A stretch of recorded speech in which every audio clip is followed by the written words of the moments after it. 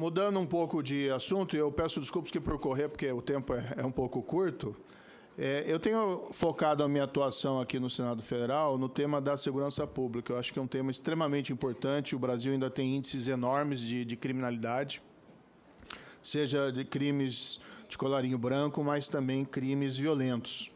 E nós temos visto, a sociedade tem visto recentemente, doutor Cristiano, algumas decisões judiciais que têm gerado uma certa celeuma, especialmente envolvendo buscas pessoais.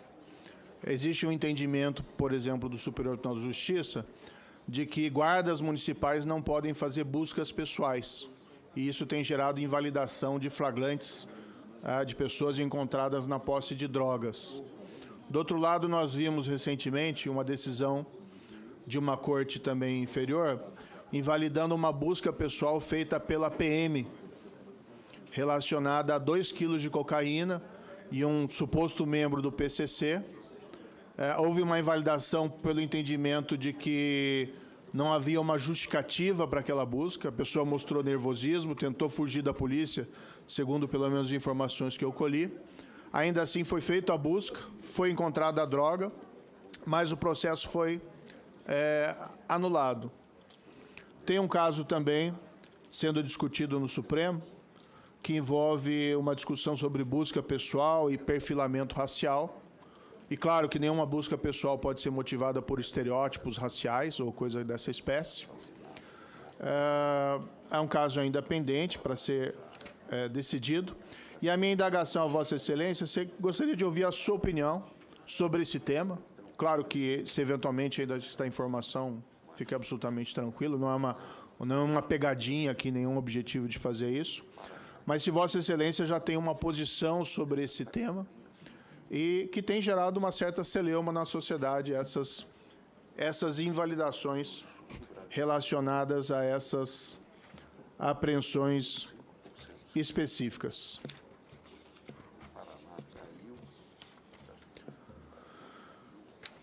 Ainda nessa linha, e um tema também que tem sido discutido, gostaria de ouvir a sua opinião sobre... Há uma discussão se haveria uma possibilidade de diferenciar o porte da droga para consumo com o porte da droga para venda em varejo, com base apenas na quantidade da droga apreendida. Há uma discussão sobre eventual descriminalização ou descaracterização do tráfico quando a pessoa for encontrada na posse ou na porte de pequena quantidade de droga. Esse é um tema que está submetido ao Supremo. Evidentemente, Vossa Excelência tem alguns limites para se manifestar a esse respeito, mas gostaria de ouvi-lo para saber se tem alguma opinião que poderia compartilhar conosco, especificamente se é possível diferenciar o traficante e o consumidor apenas com a quantidade da droga eventualmente apreendida após uma busca. Ainda uma outra indagação a Vossa Excelência, gostaria de ouvir a sua opinião sobre a lei das estatais. Eu vejo a lei das estatais como um instrumento, uma lei, foi produzida por esse Congresso, que foi extremamente elogiada à sua época, em 2016, e que ela trouxe restrições técnicas a nomeações nas estatais e ainda algumas restrições para diminuir nomeações político-partidárias. No entanto, essa lei foi recentemente questionada perante o Supremo Tribunal Federal. A meu ver, ela é um avanço na governança das estatais e eu gostaria de ter a sua opinião a respeito dela, no que for possível, eventualmente, Vossa Excelência mencionar.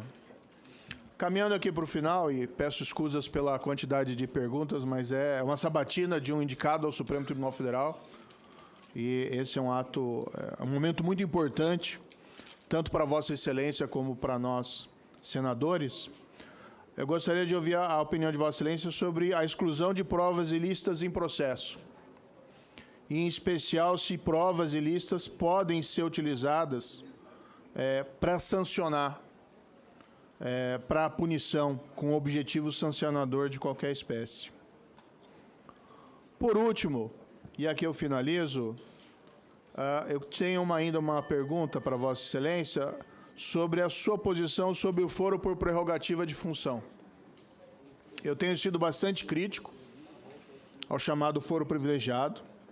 Penso que ele é um privilégio que não se justifica, seja para parlamentares, seja para magistrados das cortes mais elevadas, seja para autoridades do Poder Executivo, mas o fato é que ele está na Constituição, está ali previsto, e a não ser que ele seja suprimido, ele se encontra ali, mas ele tem sido objeto contínuo de interpretação e reinterpretação pelo Supremo Tribunal Federal.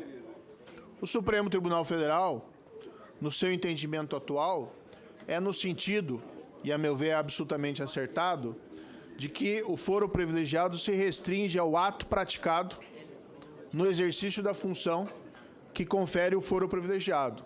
Ou seja, um ato praticado antes do exercício de um mandato parlamentar ou do exercício de um cargo de ministro do Estado não estaria abrangido por esse privilégio e seria julgado pelas instâncias inferiores. No fundo, é uma tentativa de limitar, e até é importante isso, Vossa Excelência está indo para o Supremo Tribunal Federal, diminuir a carga de processos do Supremo, permitindo que haja uma deliberação ótima e mais qualificada sobre todos os casos.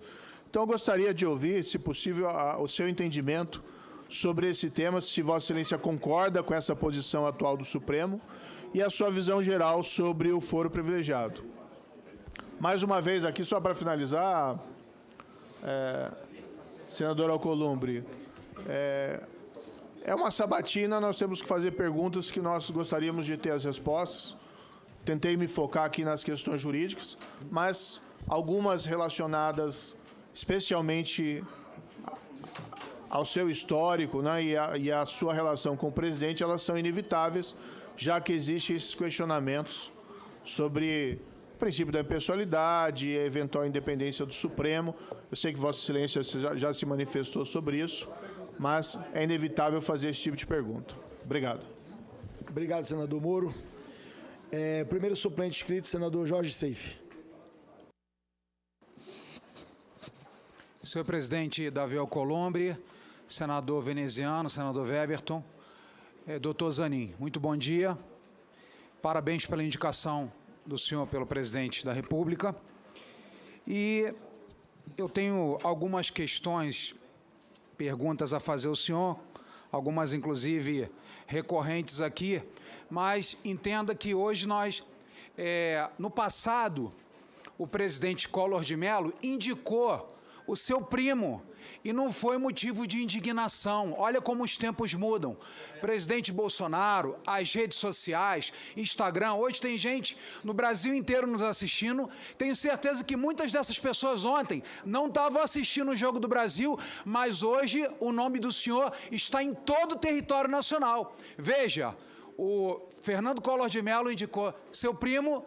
Não tinha essa comoção, esse problema. Minhas redes sociais, para o senhor entender, e eu sou, digamos, um político da nova geração, sou jovem, então nós interagimos muito com essas pessoas. E qual é a grande preocupação desse público, doutor Zanin? Esse público entende que uma indicação do presidente da República, e quero fazer aqui uma parte, artigo 101 da Constituição Federal diz o seguinte: o Supremo Tribunal Federal compõe-se de 11 ministros escolhidos dentre cidadãos com mais de 35 anos, menos de 70 anos de idade, de notável saber jurídico e reputação ilibada. Parágrafo único. Os ministros do Supremo Tribunal Federal serão nomeados pelo presidente da República depois de aprovada a escolha pela maioria absoluta do Senado Federal. O que isso quer dizer? O senhor foi indicado pelo presidente da República? Foi.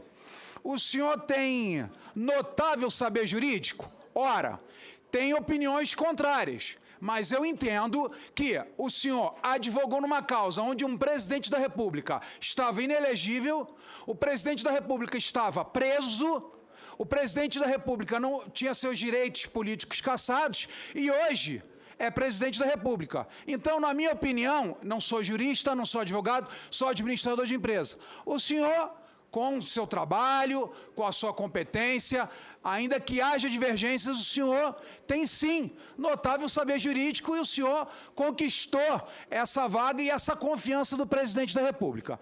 O que o meu público fala comigo? Eu sou de um estado que praticamente 80%, doutor Zanin, votou em Jair Messias Bolsonaro, em Jorginho Melo e Jorge Seife.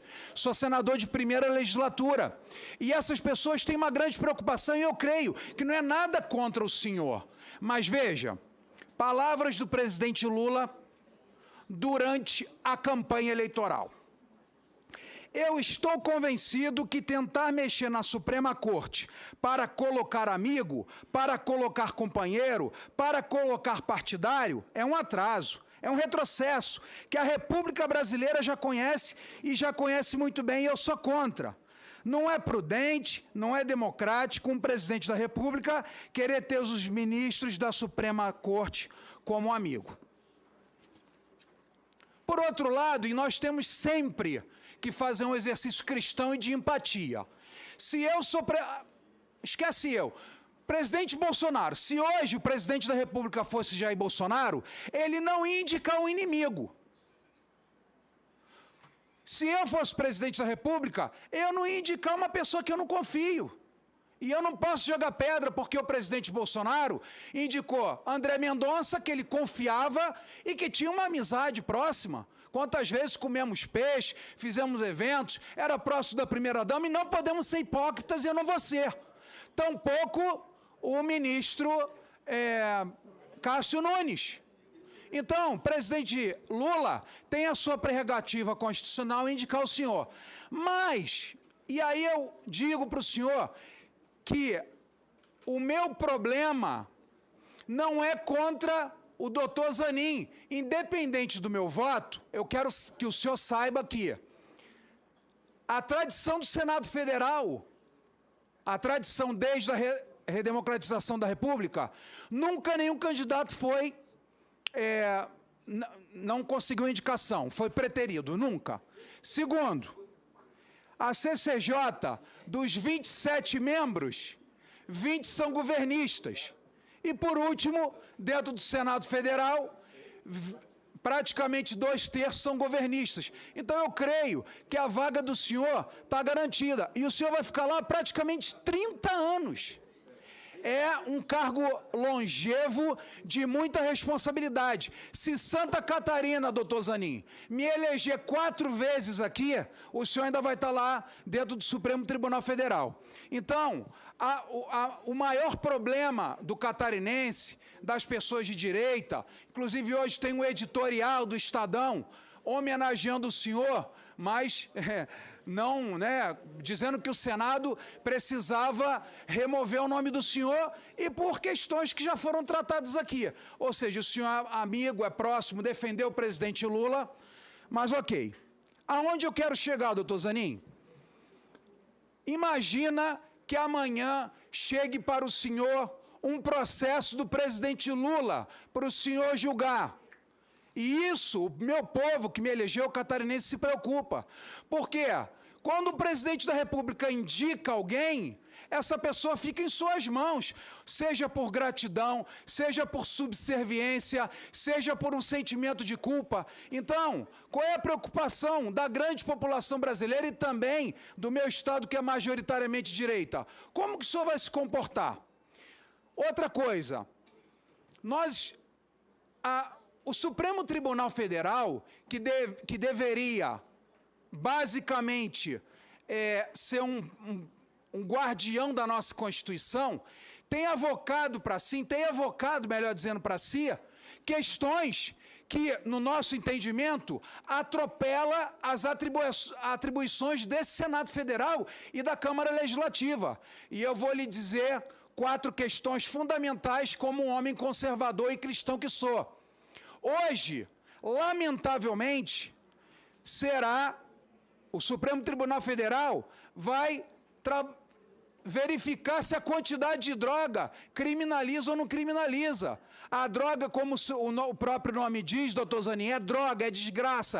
Desgraça a família, destrói família, financia o tráfico, financia a morte, financia a miséria, financia sequestro. Droga é droga. Isso, primeiro que esse Senado Federal já se decidiu, e a Câmara. E eu creio que não é papel do Judiciário estar legislando. Segundo, sou cristão, defendo a vida desde a sua concepção. Qual é a posição do senhor sobre o assassinato de inocentes no ventre de suas mães?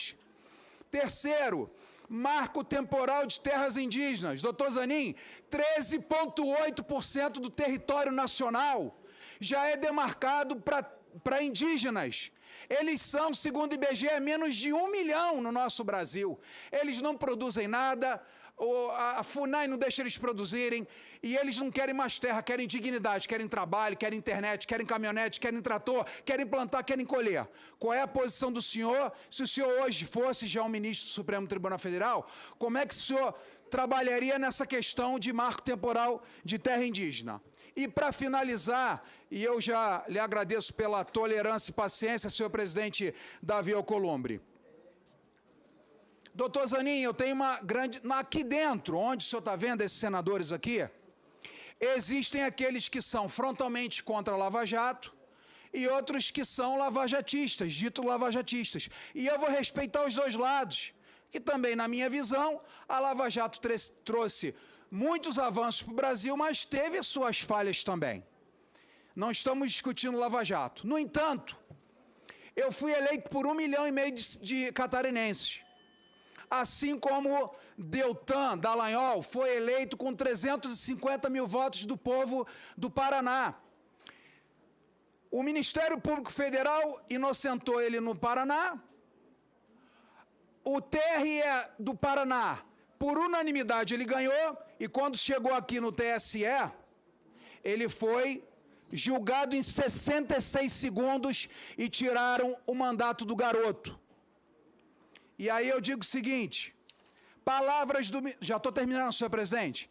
Palavras do ministro Gilmar Mendes em 19/6/2017. O excelentíssimo ministro Gilmar Mendes disse: a justiça eleitoral não existe para caçar mandatos, quanto menos o presidente da República. E amanhã, o meu presidente, Jair Bolsonaro, a quem eu devo tudo que eu tenho, porque eu fui ministro da Pesca e hoje sou senador, graças à credibilidade que ele me deu, será julgado por essa corte que já caçou Deltan, que também... Lá no Ceará, 4 deputados perderam o mandato, ou seja, o mandato popular, o voto do povo não está valendo nada. Então, a grande preocupação, se o senhor vai ser um ministro ativista, se o senhor vai ter lado, se o senhor vai, por exemplo, proteger o Partido dos Trabalhadores e perseguir, por exemplo, o Partido Liberal, qual eu faço parte. Então, basicamente... esses são meus questionamentos. Agradeço ao senhor e ao senhor presidente Davi Alcolumbre pela paciência. Obrigado. Próximo senador inscrito numa permuta, o senador Márcio Bittar, o senador líder Eduardo Braga. Em primeiro lugar, queria cumprimentar o senador Davi Alcolumbre, presidente da Comissão de Constituição e Justiça. Quero cumprimentar o nosso relator veneziano Vital do Rego pelo brilhante relatório. Quero cumprimentar o nosso doutor Cristiano Zanin pela indicação e pela brilhante... ser utilizado do ponto de vista jurídico para aquilatar a suspeição e o impedimento.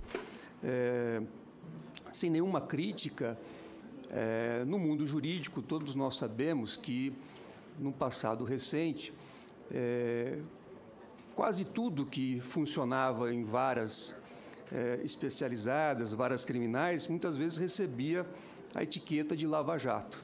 Então, isso não é, para mim, um critério para um controle jurídico, mas sim aquele que a lei prevê, que é exatamente analisar as partes e o conteúdo E uma vez identificada uma questão, uma hipótese de impedimento ou suspeição, eu não terei o menor problema em declarar o impedimento ou a suspeição e não participar do julgamento, se aprovado for por esse Senado. Com relação ao livro que Vossa Excelência trouxe questionamentos, de fato, ali há uma análise do caso, né, do presidente Luiz Inácio Lula da Silva, mas também, e sobretudo, o livro busca traçar perspectivas teóricas sobre o fenômeno chamado lawfare. Então, não é, na essência, um livro que trata de um caso concreto, mas sim um livro que buscou, ainda que de uma forma preliminar, discutir esse conceito do lawfare, que foi um conceito que eu e minha sócia, esposa Valesca, apresentamos ao país em 2016 e depois acabamos escrevendo esse livro justamente para colocar os contornos conceituais daquilo que entendíamos ser o lawfare. E ali descrevemos as técnicas, as táticas, para que as pessoas pudessem compreender o raciocínio que nós estávamos apresentando publicamente e também pudessem aferir, né, casos de lawfare no Brasil e também ao redor do mundo. Então, a obra é uma obra conceitual e que não pode, na minha visão, gerar, em princípio, qualquer impedimento ou suspeição.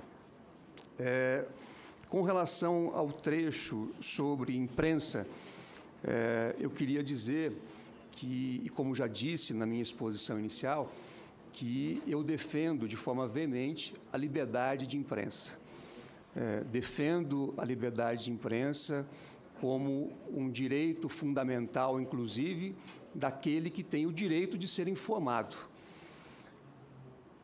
Na minha carreira, na minha atuação profissional, inclusive, tive a oportunidade, em diversas ocasiões, de defender a liberdade de imprensa nos tribunais, de defender empresas e jornalistas que, por algum motivo, estavam tendo a sua atividade profissional cerceada. Então, a minha trajetória é de defesa da liberdade de imprensa e assim penso, até porque nós temos aqui uma situação consolidada e que, claro, deve sempre ser aprimorada. A referência a conselho de imprensa, senador, na verdade, nesse trecho do livro, o que se buscou fazer foi uma análise comparativa com leis de outros países, nesse caso em particular com a legislação inglesa, que disciplina a questão da prova, da utilização da prova na mídia durante o processo. Então, não defendemos ali um modelo, mas sim colocamos em discussão algumas ideias a partir da experiência internacional, a partir da legislação internacional, consignando que eu sou contra a importação de legislação internacional sem nenhum espírito crítico. Eu acho que o Brasil tem a sua realidade e essa realidade deve ser levada em consideração, evidentemente. Mas aí, esse é o papel relevante, né, que este Senado da República faz em prol da sociedade, que é editar as leis assim que haja uma necessidade, uma demanda da sociedade. Com relação à questão de drogas, e Vossa Excelência citou uma situação concreta que envolvia um guarda civil, A minha visão, senador, é que a lei deve definir a atribuição do agente público. Então, o que é preciso ver, sempre no caso concreto, é se o agente público tem atribuição legal para realizar o ato de persecução, para realizar o ato que leva, por exemplo, à apreensão de drogas. Então, não é uma questão de ser favorável ou não ao combate às drogas. Eu acho que a minha visão, efetivamente, é que a droga é um mal que precisa ser combatido. E, por isso, esse Senado tem, inclusive, aprimorado a legislação com esse objetivo, acredito, de promover o combate às drogas e aos temas que estão relacionados. Então, a única observação que eu faço dentro de um Estado de direito, os agentes públicos precisam ter as suas atribuições definidas em lei, sobretudo quando realizam atos de persecução. O Estado não pode adotar a regra do vale tudo, né? O Estado tem um poder enorme e esse poder deve ser contido sempre que usado fora daquilo que prevê a lei ou usado com abuso. Em relação à lei das estatais, efetivamente, este Congresso aprovou uma lei que prevê restrições. Eu não posso aqui tratar especificamente da lei, porque se Vossas Excelências aprovarem o meu nome, eu provavelmente terei que analisar esse assunto, porque está em discussão no Supremo Tribunal Federal. Agora, eu posso dizer, em tese, e isso é pacífico na doutrina, que as restrições a direitos subjetivos, elas sempre precisam estar acompanhadas de alguns requisitos, em especial a necessidade, né, e a adequação, a proporcionalidade em relação à proibição que está sendo estabelecida. Quer dizer, é razoável que se estabeleça determinada proibição para uma situação concreta? Então, esses requisitos não são meus, são requisitos da doutrina e que, quando existe a imposição de uma restrição, é possível que haja, em tese, o questionamento nessa perspectiva de verificar a adequação e a proporcionalidade. E é um entendimento já bastante pacificado na doutrina, acredito eu. Em relação ao uso de provas ilícitas no processo, para promover atos de persecução, para acusar alguém.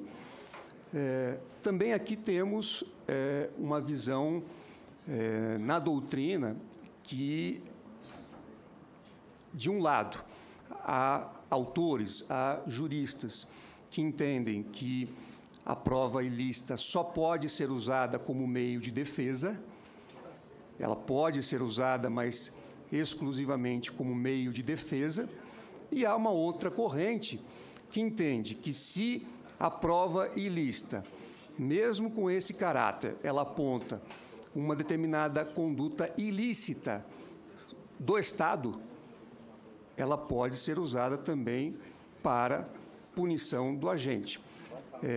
Reconheço, salvo o melhor engano, que prevalece a primeira corrente, mas existem essas duas correntes que disciplinam, enfim, essa questão do uso da prova ilícita no processo. A questão do foro por prerrogativa de função, efetivamente, é um assunto que está disciplinado na Constituição, é um assunto que vem sendo também analisado pelo Supremo Tribunal Federal, que, no seu mais recente pronunciamento, de fato, restringiu a prerrogativa do foro para os crimes hipoteticamente cometidos no exercício da função do agente público. Então, eu acho que é uma situação também que está consolidada, não posso e não deveria analisar um julgamento que já ocorreu no Supremo Tribunal Federal. Por outro lado, eventuais mudanças também podem ser realizadas pela via do Congresso Nacional, pela via da emenda constitucional, da proposta de emenda constitucional. Então, acredito ter respondido os questionamentos do senador Sérgio